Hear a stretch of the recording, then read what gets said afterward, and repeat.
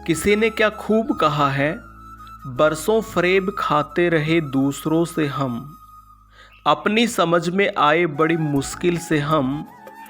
मंजिल की तलब है तो हमें साथ ले चलो, मंजिल की तलब है तो हमें साथ ले चलो, वाकिब है खूब राह की बारीकियों से हम।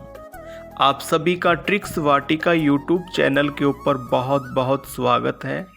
आज हम पढ़ने वाले हैं कक्षा 12 के पाठ्यक्रम के अनुसार अलंकार, और वो भी बहुत ही सरल तरीके से। अलंकार पढ़ने से पहले चैनल को सब्सक्राइब ज़रूर कीजिएगा और वीडियो को पूरा ज़रूर देखिए।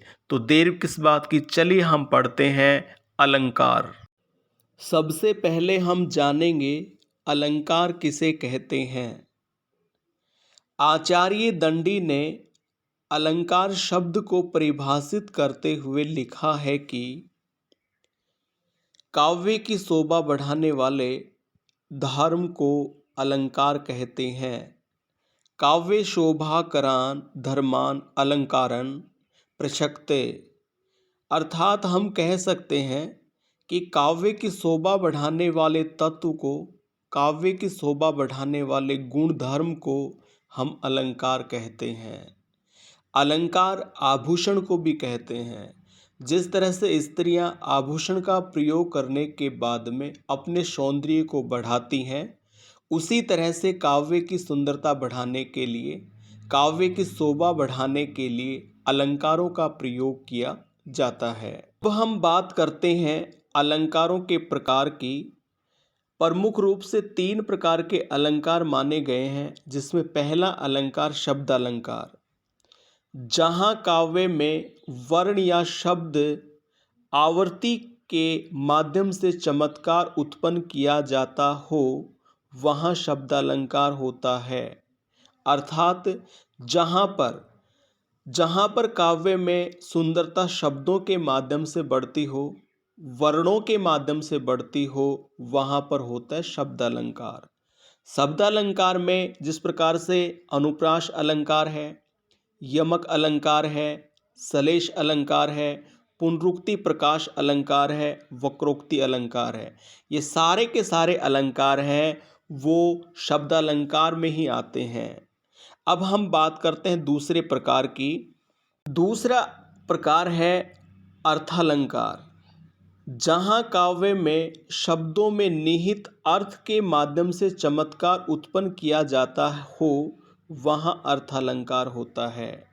अर्थात जहाँ पर सुंदरता, काव्य में सुंदरता जब अर्थ के माध्यम से बढ़ती है, अर्थ के द्वारा सुंदरता बढ़ती है, शोभा बढ़ती है, वहाँ पर होता है अर्थालंकार।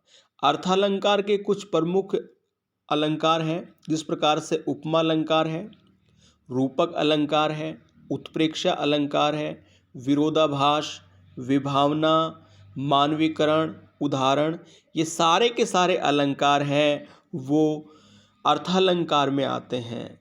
अब हम बात करते हैं तीसरे अलंकार की। अलंकार का तीसरा प्रकार कहा जाता उभयालंकार, जब किसी पंक्ति में शब्दालंकार तथा अर्थालंकार दोनों के इस्तेमाल से ही उसके सौंदर्य को बढ़ाया जाता है, तब वहाँ उभयालंकार होता है। अर्थात जहाँ काव्य में, जब काव्य के अंदर सुंदरता शब्दों के माध्यम से बढ़ती हो, जब काव्य में सुंदरता अर्थ के माध्यम से बढ़ती हो, कहने का मतलब इन दोनों माध्यम से जब सुंदरता बढ़ती है, तो उस समय वहाँ पर उभयालंकार होता है। कक्षा 12 के पाठ्यक्रम के अनुसार पहला अलंकार अनुप्रास अलंकार हम पढ़ेंगे। जहाँ काव्य में समान वर्णों की आवर्ती एक से अधिक बार हो, तो वहाँ अनुप्रास अलंकार होता है। वर्णों की आवर्ती में स्वरों का समान होना आवश्यक नहीं होता। अर्थात जहाँ पर वर्णों की आवर्ती बार बार होती हो, एक ही क्रम में होती हो, और वहाँ स्वरों की समानता चाहे ना हो, वहाँ पर होता है अनुप्रास अलंकार। जिस प्रकार से उदाहरण में चारु चंद्र की चंचल किरणें खेल रही थी जल थल में। इसमें देखिए च वर्ण, और च वर्ण के बाद में ही च वर्ण आ रहा है। इसी तरह से यहाँ पर नीचे वाली पंक्ति में मोहनी मूरत सांवरी सूरत नैना बने विशाल, इसमें मैं वर्ण की आवर्ती एक बार हो रही है, उसके बाद में स वर्ण की आवर्ती दोबारा हो रही है। इसी प्रकार से ब वर्ण की आवर्ती हो रही है। कहने का मतलब जहाँ पर एक समान वर्णों की आवर्ती बार बार होती हो, स्वरों की चाहे समानता ना हो, वहाँ पर होता है अनुप्रास अलंकार। अब हम उनके प्रकारों के बारे में पढ़ते हैं। अनुप्रास अलंकार 4 प्रकार के होते हैं। अनुप्रास अलंकार के प्रकार, सबसे पहला जो प्रकार है छेकानुप्रास, जहाँ काव्य में किसी वर्ण की आवर्ती केवल एक ही बार हो, अर्थात वह वर्ण 2 बार आए तो वहाँ छेकानुप्रास अलंकार होता है। अर्थात कहने का मतलब है कि जहाँ काव्य में एक वर्ण है उसकी आवर्ती सिर्फ एक बार हो, या फिर हम ये कहें कि एक वर्ण है वो 2 बार आए, वहाँ पर होता है छेकानुप्रास। जिस तरह से उदाहरण के अंदर भगवान भागे दुख जनता देश की फले फूले, यहाँ पर भय की आवर्ती सिर्फ एक बार हो रही है भय, यानी कहने का मतलब भय है वो 2 बार आ रहा है। इसी तरह से यहाँ पर फै और यहाँ पर भी फै, तो फै की आवर्ती है वो भी एक बार हो रही, कहने का मतलब फै है वो 2 बार आ रहा है। नीचे वाला उदाहरण है कानन कठिन भयंकर भारी, कै की आवर्ती सिर्फ एक बार हो रही है। इसी प्रकार से भय की आवर्ती है वो भी सिर्फ एक बार हो रही है। कहने का मतलब जहाँ पर एक समान वर्ण की आवर्ती सिर्फ एक बार हो, या फिर एक समान वर्ण है वो 2 बार आए, इस तरह की जो पंक्तियाँ होती हैं वो छेकानुप्रास की होती हैं। अनुप्रास अलंकार का दूसरा प्रकार है जिसको वृत्यानुप्रास अलंकार कहते हैं। जहाँ काव्य में किसी एक या अनेक वर्णों की आवर्ती एक से अधिक बार हो, वहाँ वृत्यानुप्रास अलंकार होता है। अर्थात जहाँ काव्य के अंदर एक समान वर्ण की आवर्ती 2 या 2 से अधिक बार होती हो, या फिर हम ये कहें कि जहाँ पर काव्य में एक समान वर्ण की आवर्ती है वो बहुत बार होती हो, वहाँ पर होता है वृत्यानुप्रास। जिस प्रकार से उदाहरण के अंदर तरनी तनुजा तट तमाल तरवर बहु छाए, यहाँ पर देखिए तय, इसके बाद में दोबारा से तय एक बार आवर्ती हुई है, उसके बाद में 2 बार आवर्ती हुई है, 3 बार आवर्ती हुई है, 4 बार आवर्ती हुई है। कहने का मतलब तय एक और इसकी आवर्ती है वो 4 बार हुई है। कहने का मतलब तय वर्ण है वो अनेक बार आया है। इस तरह की जो पंक्तियाँ होती हैं वो वृत्यानुप्रास की होती हैं। नीचे वाला जो उदाहरण दूसरा, इसमें देखिए भगवान भक्तों की भयंकर भूरी भीति भगाए, यहाँ पर देखिए भय है, उसके बाद में भय है, उसके बाद में भय है, और उसके बाद में भी भय है। कहने का मतलब यहाँ पर भय की आवर्ती है वो भी 3 बार हुई है। तो जहाँ पर एक समान वर्ण की आवर्ती है वो 2 या 2 से अधिक बार होती हो, वहाँ पर होता है वृत्यानुप्रास। अनुप्रास अलंकार का तीसरा प्रकार है श्रुत्यानुप्रास, जहाँ एक ही उच्चारण स्थान से उच्चारित होने वाले वर्णों की आवर्ती होती है, तब वहाँ श्रुत्यानुप्रास अलंकार होता है। जिस प्रकार से उदाहरण के अंदर दिनांत था थे दीनानाथ डूबते, यहाँ पर देखिए तय वाली जो पंक्ति है, अर्थात दंते वाली जो पंक्ति है, उसमें सबसे अधिक वर्ण है यहाँ पर दर्शाए गए हैं। जिस प्रकार से द है वो भी दंते है, न है वो भी दंते है, तय है वो भी दंते है, था है वो भी दंते है, थे है वो भी दंते है। कहने का मतलब इस पूरी पंक्ति के अंदर सबसे अधिक जो वर्ण आए हैं वो दंते से आए हैं। उच्चारण स्थल जो दंते हैं उससे ये वर्ण आए हैं। अगला जो है तुलसीदास सिद्धत निस दिन देखत तुम्हारी निठुराई। इसके अंदर भी सबसे अधिक जो वर्ण जो आए हैं वो दंत उच्चारण स्थल से आए हैं। तो जहाँ पर एक उच्चारण स्थान से बोले जाने वाले वर्ण अधिक हों वहाँ पर होता है श्रुत्यनुप्रास अलंकार। अनुप्रास अलंकार के प्रकारों में अंतिम प्रकार अंत्यानुप्रास। जब छंद की पंक्ति के अंत में वर्ण या वर्णों के समान स्वर या मात्रा के कारण तुकांत बनता हो वहाँ अंत्यानुप्रास अलंकार होता है।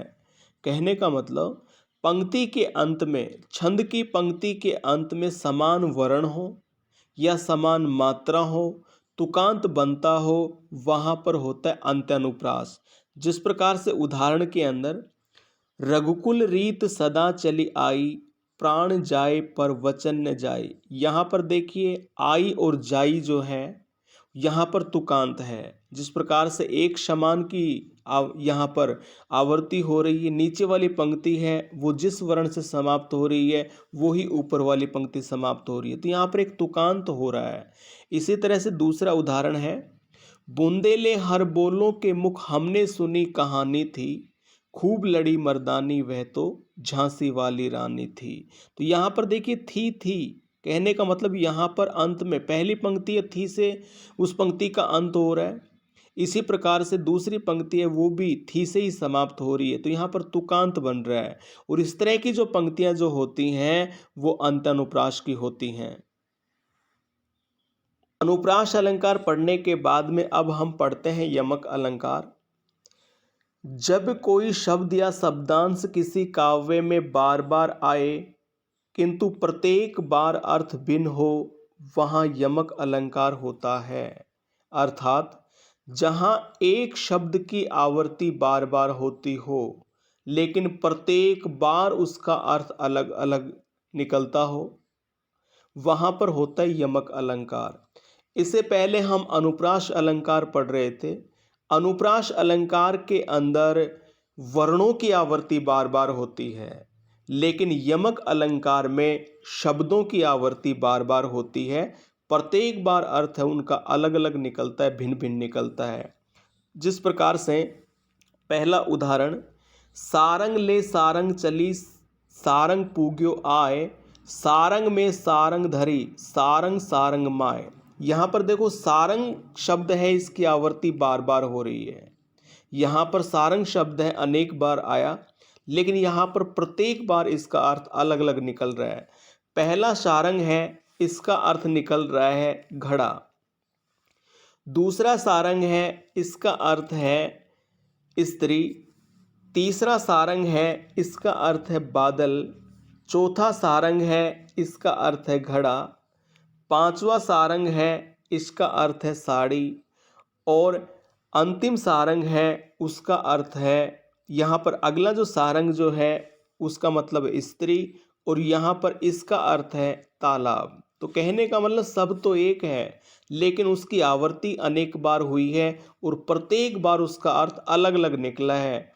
इसी तरह से दूसरा उदाहरण है कनक कनक ते सोगुना। तो यहाँ पर देखिए कनक और कनक, यहाँ पर देखिए एक समान शब्द की आवृत्ति हुई लेकिन यहाँ पर प्रत्येक बार इसका अर्थ है वो अलग है।